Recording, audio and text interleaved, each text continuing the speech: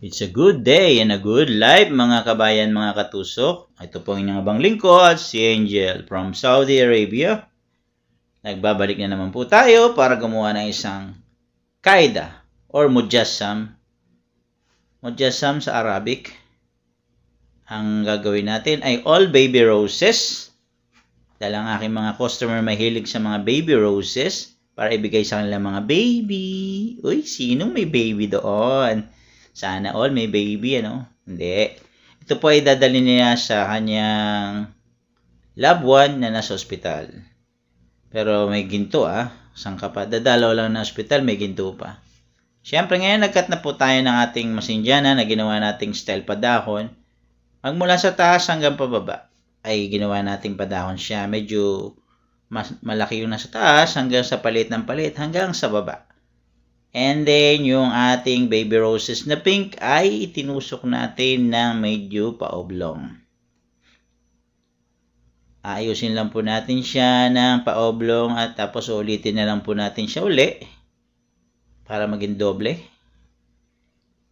At pagkatapos niyan ay lalagyan din natin siya ng baby roses na white combination para maganda naman tingnan kasi ibibigay niya to sa babae o sa girl na nasa ospital. Hindi ko lang naliwanagan kung bagong panganak or may sakit ang kanyang dadalawin. Pero babae, mungkin baby girl or wife niya, at least gagandahan natin para makita naman niya yung eleganteng dating at pwedeng i-display sa ospital at pag nakita ng iba ay matuwa at magandahan at baka sakali madagdagan ng ating mga customer. Mas maganda yun, di po ba? Kaya dapat, wag natin tipirin. Gandahan natin, bigay natin yung best para yung ating customer ay matuwa. At syempre nga, hindi ako nagkamali. Nung kinuha na ng customer, ay natuwa siya. Worth 120 SR lang, pero siya ay natuwa.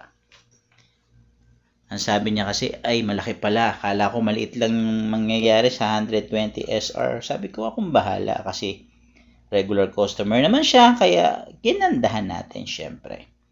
Yan po na ipalibot na natin sa loob ang ating baby roses white and then lalagyan din po natin siya ng pink sa pinaka-center o sa pinaka-loob.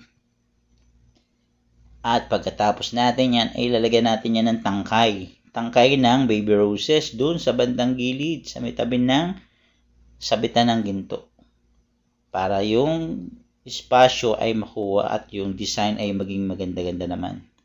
Baga maging balanse yung magkabilat kaliwat kanan natin design. Tinusok natin yung 6 na stick as babaliin natin yung 3 ng pa-layer.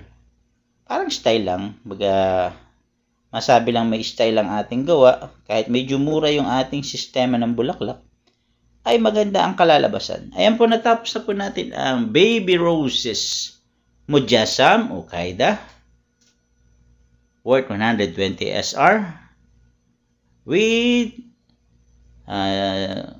mixed green and masindyana.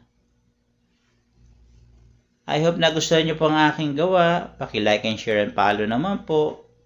Maraming salamat po. God bless you all mga kabayan.